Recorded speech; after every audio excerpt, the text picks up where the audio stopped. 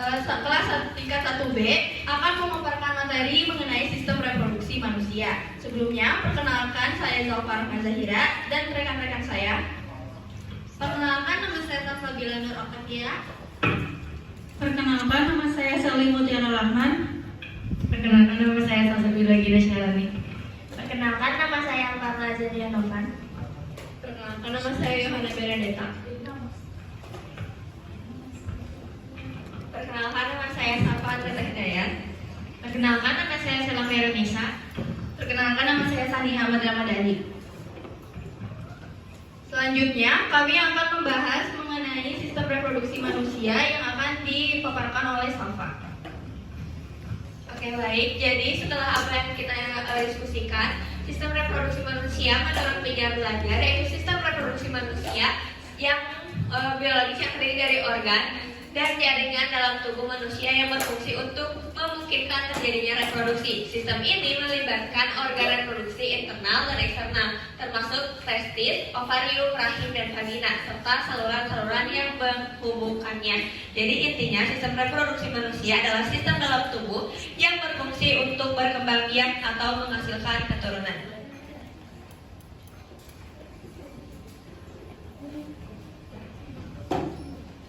Selanjutnya, sistem reproduksi pria akan dipaparkan oleh Parla.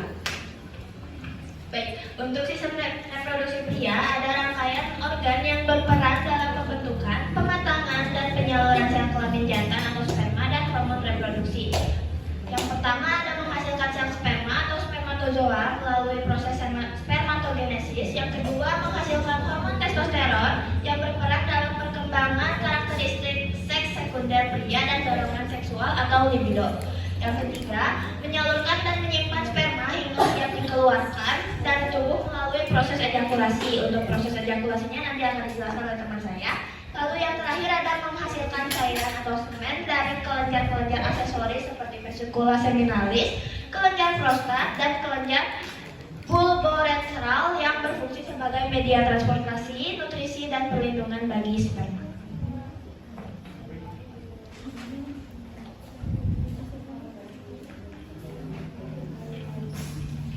Lalu ada organ reproduksinya. Yang pertama ada vas deferens. Fungsinya membawa sperma dari testis ke uretra saat ejakulasi. Lalu ada prostat, memproduksi cairan yang bercampur dengan sperma untuk membentuk air mani, menjaga melindungi sperma. Lalu ada testis, memproduksi sperma dan testosteron atau hormon seks pria yang mempengaruhi perkembangan tubuh. Lalu ada uretra atau saluran untuk air seni dan air mani saat keluar dari tubuh. Lalu yang terakhir ada penis, digunakan untuk membuang air seni dari tubuh dan menyalurkan sperma untuk reproduksi seksual.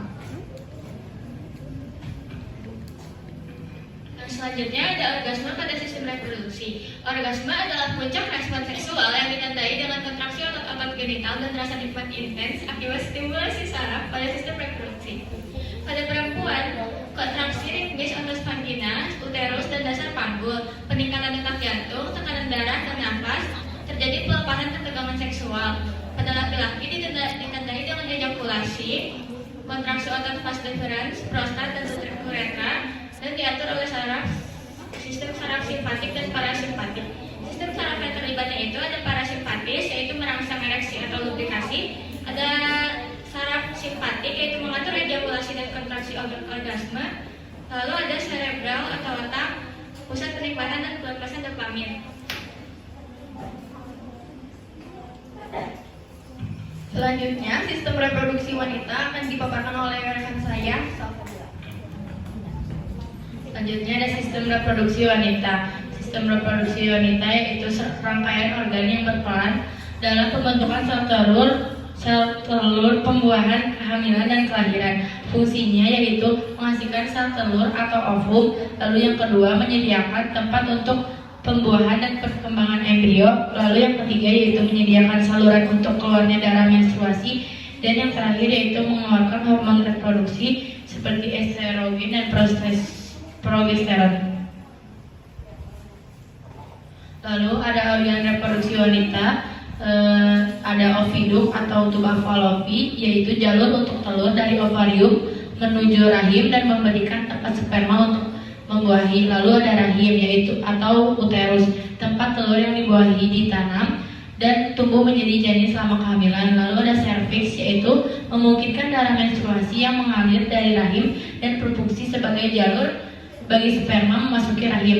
Lalu ada ovarium, yaitu memproduksi telur atau ova dan hormon seks wanita seperti estrogen dan progesteron. Lalu ada vagina, yaitu menerima penis selama reproduksi seksual, memungkinkan darah menstruasi keluar dari tubuh dan memungkinkan bayi lewat saat melahirkan.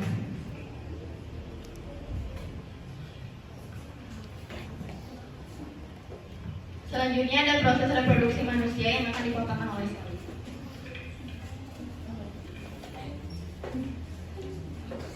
Selanjutnya ada proses reproduksi manusia. Yang pertama, ada pembentukan sel kelamin atau gametogenesis. Spermatogenesis adalah pembentukan sperma di testis pria. Oogenesis adalah pembentukan ovum di ovarium wanita. Selanjutnya, ada pembuahan, fertilisasi, yaitu terjadi ketika sperma membuahi ovum di tuba falopik, yaitu terbentuk zigot. Selanjutnya, pembelahan dan perkembangan zigot, yaitu zigot membelah menjadi embrio saat menuju rahim. Selanjutnya, implantasi dan kehamilan. Embrio menempel di dinding rahim, endometrium, dan tumbuh menjadi janin. Dan terakhir adalah kelahiran atau persalinan. Setelah kurang lebih 9 bulan, janin dilahirkan melalui proses perlahiran atau partus.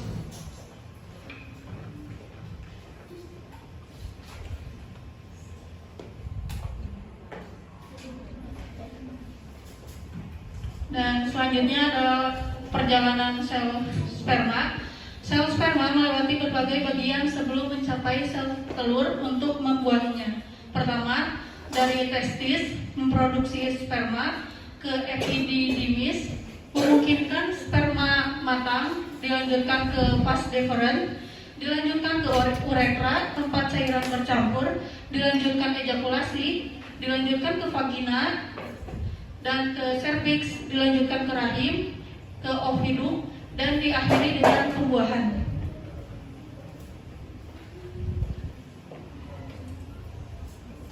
Selanjutnya ada hormon reproduksi pria yang akan dipaparkan oleh Yohana. Baik, selanjutnya ada hormon reproduksi pria. Hormon reproduksi pada pria berperan penting dalam pembentukan sperma, perkembangan ciri-ciri kelamin sekunder, serta menjaga fungsi organ reproduksi. Hormon-hormon ini bekerja melalui koordinasi antara hipotalamus, kelenjar pituitari, dan testis. Jenis-jenis hormon reproduksi pria yang pertama ada testosteron yang diproduksi oleh sel Leydig di testis. Nah, testosteron ini berfungsi untuk merangsang pembentukan sperma, mengatur perkembangan ciri kelamin sekunder, menjaga fungsi seksual, dan menjaga fungsi kelenjar aksesori. Dalam siklus reproduksi testosteron berperan sebagai hormon pengatur utama, mengontrol produksi sperma, dan memengaruhi keseimbangan hormon FSH dan LH.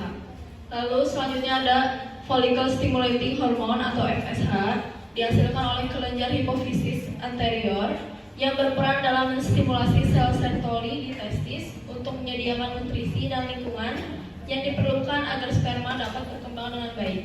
Dalam siklus reproduksi FSH, bekerja bersama testosteron untuk memelihara proses spermatogenesis yang terjadi terus-menerus sepanjang masa subur pria. Lalu yang ketiga ada luteinizing hormone atau LH yang dihasilkan oleh kelenjar hipofisis anterior, berfungsi untuk merangsang sel Leydig untuk memproduksi testosteron. Dalam siklus reproduksi LH menjadi pemicu awal siklus hormonal pada pria. Tanpa LH, produksi testosteron akan menurun dan akhirnya menghambat pembentukan sperma. Dan yang terakhir ada gonadotropin releasing hormone atau GnRH, dihasilkan oleh hipotalamus, berfungsi mengatur pelepasan LH dan FSH dari kelenjar hipofisis anterior. Dalam siklus reproduksi GnRH menjadi pengatur ritme hormonal, mengawali seluruh proses koordinasi antara otak dan testis sehingga sistem reproduksi berjalan dengan seimbang.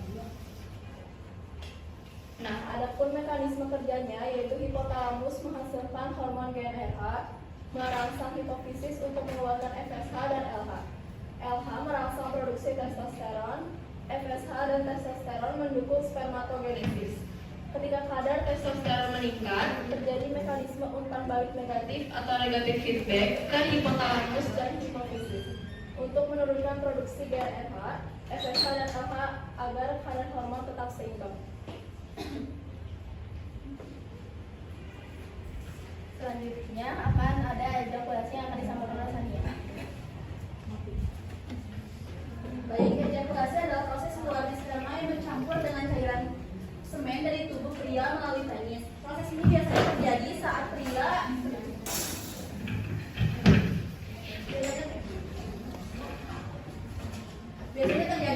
mencapai puncak rangsangan seksual. Ejakulasi ini dikendalikan oleh sistem saraf pusat, khususnya bagian otak dan sumsum tulang belakang yang mengatur refleks. Ejakulasi terjadi karena adanya kerjasama antara sistem saraf dan sistem reproduksi pria saat pria mendapat rangsangan seksual.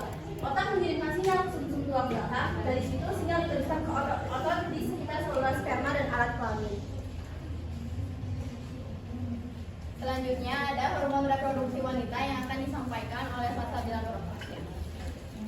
Baik, hormon reproduksi wanita berperan penting dalam mengatur fungsi sistem reproduksi termasuk siklus menstruasi, ovulasi, kehamilan dan juga menopause. Yang pertama, hormon yang terdapat dalam wanita adalah hormon progesteron, yaitu berfungsi menyiapkan rahim untuk kehamilan. Caranya adalah dengan mempertahankan dan juga mematangkan lapisan dinding rahim. Kemudian juga untuk menjaga kehamilan awal. Yang kedua adalah hormon estrogen, yaitu mengatur perkembangan karakteristik seks sekunder. Contohnya adalah seperti perkembangan payudara, kemudian ciri-ciri yang terjadi ketika wanita pubertas. Dan juga menebalkan endometrium untuk menyiapkan rahim untuk melahirkan. Kemudian yang ketiga adalah hormon testosteron.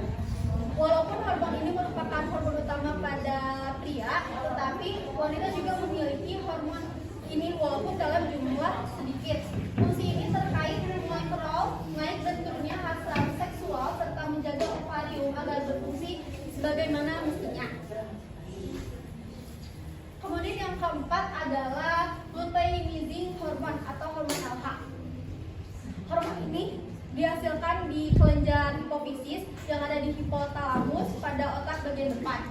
Hormon ini berfungsi mengontrol siklus menstruasi karena dari hormon ini merangsang pembentukan hormon progesteron. Kemudian juga hormon ini memicu pelepasan sel telur dari ovarium atau disebut dengan proses ovulasi. Kemudian yang kelima adalah hormon FSH, yaitu follicle stimulating hormone. Pada hormon ini berfungsi membantu mengontrol siklus menstruasi karena hormon ini juga merangsang pembentukan hormon estrogen dan juga berperan dalam proses ovulasi. Kemudian yang terakhir adalah hormon oksitosin, yaitu menimbulkan kontraksi rahim saat melahirkan dan juga berperan dalam proses laktasi. Proses laktasi adalah pelepasan air susu. Selanjutnya ada siklus menstruasi. Nah, siklus menstruasi ini tentunya sudah tidak asing lagi untuk kaum wanita. Untuk siklus menstruasi ini biasanya terjadi hingga 28 hari. Nah, dari siklus menstruasi ini terjadi karena adanya persiapan sel telur yang memungkinkan untuk kehamilan. Ketika sel telur yang tidak dibutuhkan itu mengurangi hormon estrogen dan progesteron sehingga penebalan lapisan rahim menjadi luruh lewat vagina menjadi darah menstruasi. Selanjutnya itu ada tahap dari siklus menstruasi sendiri. Yang pertama itu ada menstruasi. Menstruasi itu tentunya seperti tadi yang sudah dipaparkan, yaitu lapisan rahim robek karena penebalan dinding rahim tidak dibutuhkan menjadi pelepasan darah dari jaringan dari tubuh melalui vagina. Selanjutnya itu ada fase folikuler. Fase folikuler adalah ketika kelenjar pituitari melepaskan hormon yang merangsang pertumbuhan dan perkembangan folikel ovarium. Folikel itu adalah sebuah kantong kecil yang berisi sel telur yang belum matang. Lalu kemudian ada fase ovulasi. Pada fase ovulasi ini, ketika kelenjar folikuler yang tadi sebelumnya ada di ovarium berpindah kemudian ke dalam rahim. Biasanya ini terjadi pada siklus ke-14 hari dari rahim. Selanjutnya itu ada fase dari luteal. Fase dari luteal ini adalah fase terakhir ketika fase ovulasi telah berjalan. Apabila dari fase luteal ini dinding sel telur tetap tidak ada yang tidak dibuahkan, maka fase luteal ini akan kembali lagi menjadi fase menstruasi. Nah baik, setelah membahas tentang menstruasi yang disampaikan oleh Zalfa sebagai tanda masa subur pada wanita, selanjutnya kita akan membahas menopause yang menandakan berakhirnya masa subur reproduksi pada wanita. Jadi, menopause itu adalah masa dalam kehidupan wanita ketika siklus menstruasinya berhenti secara permanen yang menandakan berakhirnya masa subur. Biasanya terjadi pada usia 45 sampai 55 tahun, tapi bisa juga lebih cepat atau lebih lambat tergantung kondisi tubuh dan faktor lain seperti genetik atau kesehatan. Nah, secara biologis, menopause terjadi karena ovarium atau indung telur berhenti memproduksi hormon estrogen dan progesteron, dua hormon utama yang mengatur menstruasi dan ovulasi. Akibatnya, sel telur tidak lagi dilepaskan dan menstruasi berhenti. Nah, ciri-ciri atau gejala menopause itu yang pertama, menstruasi sudah tidak teratur lalu berhenti sama sekali. Yang kedua itu hot flash atau sensasi panas tiba-tiba di wajah atau tubuh, dan keringat malam, perubahan suasana hati atau mood swing, kesulitan tidur atau insomnia, penurunan gairah seksual, dan kekeringan pada vagina. Selanjutnya dampak pada sistem reproduksi. Setelah menopause, fungsi reproduksi berhenti, artinya seorang wanita tidak bisa lagi hamil secara alami. Organ-organ seperti ovarium menjadi lebih kecil dan lapisan rahim tidak lagi menebal karena tidak ada ovulasi. Jadi singkatnya, menopause ini adalah fase alami dalam sistem reproduksi wanita yang menandakan akhir masa reproduksi akibat penurunan hormon estrogen dan progesteron.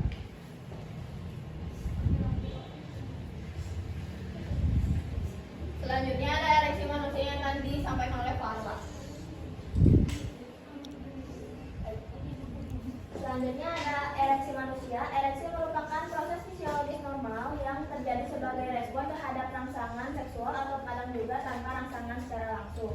Prosesnya yang pertama, rangsangan seksual baik fisik maupun psikologis mengaktifkan saraf parasimpatis. Yang kedua, saraf tersebut melepaskan nitric oxide atau NO yang menyebabkan pembuluh darah di kelamin pria melebar.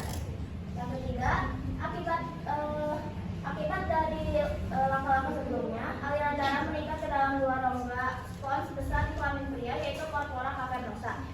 Lalu yang keempat, darah yang masuk ke perangkap karena pembuluh darah menutup sehingga penis menjadi keras dan tegang. Yang kelima, setelah rangsangan berakhir atau setelah ejakulasi, parasimpatis mengembalikan kondisi penis ke keadaan semula. Baik, selanjutnya itu ada gangguan atau penyakit pada sistem reproduksi. Yang pertama ada miom atau fibrioid rahim, yaitu tumor janin tumor jinak yang tumbuh di dinding rahim yang berasal dari otot-otot rahim atau myometricum. Nah, ini tuh berkaitan dengan hormon estrogen dan progesteron yang berlebih. Terus gejalanya tuh ada perdarahan pada menstruasi yang berlebih, nyeri perut bawah, dan sering buang air kecil. Selanjutnya ada gangguan menstruasi, yaitu ini tuh tidak normalnya menstruasi pada wanita. Bisa ditandain dengan keterlambatan wanita itu haid ataupun kecepatan ataupun si periodenya tidak menentu. Ini tuh disebabkan oleh stres, gangguan hormon ataupun keturunan dan juga kehamilan. Gejalanya bisa frekuensi dan lama masa haid, perdarahan yang tak normal dan kelelahan. Selanjutnya ada endometriosis, yaitu jaringan mirip lapisan dalam rahim yang tumbuh di luar rahim. Ini tuh disebabkan oleh adanya aliran darah haid ke tunggal Fallopi, bisa disebabkan oleh faktor genetik ataupun hormon. Gejalanya itu nyeri haid yang berat, nyeri saat berhubungan seksual, dan gangguan kesuburan. Selanjutnya ada gangguan atau penyakit laki-laki, yaitu uretritis. Itu peradangan pada uretra, yang mana disebabkan oleh infeksi bakteri, iritasi akibat sabun ataupun kimia lainnya, luka akibat hubungan seksual. Terus yang selanjutnya itu ada gejala, itu tuh nyeri atau panas saat buang air kecil, gatal ataupun perih di saluran kemih. Selanjutnya ada epididymitis, yaitu peradangan pada epididymitis. Itu tuh penyebabnya infeksi bakteri dari uretra penyakit menular seksual. Gejalanya itu nyeri dan bengkak pada testis, rasa berat di skrotum atau kantung kulit yang melapisi testis, dan demam. Terus ada kritis, itu peradangan pada testis. Penyebabnya infeksi virus seperti virus gondongan, infeksi bakteri, terus gejalanya dan nyeri hebat dan bengkak pada testis, demam, mual, dan lemas.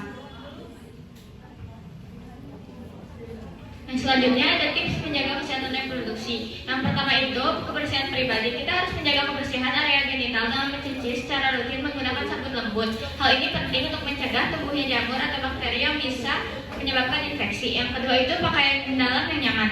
Gunakan pakaian dalam berbahan katun dan ganti setiap hari. Hindari yang terlalu ketat karena bisa menimbulkan iritasi dan membuat area lembab yang memicu infeksi. Yang ketiga itu pemeriksaan rutin, yaitu lakukan pemeriksaan seperti pap smear atau untuk wanita atau tes PSA untuk pria secara berkala, ditambah dengan vaksin HPV.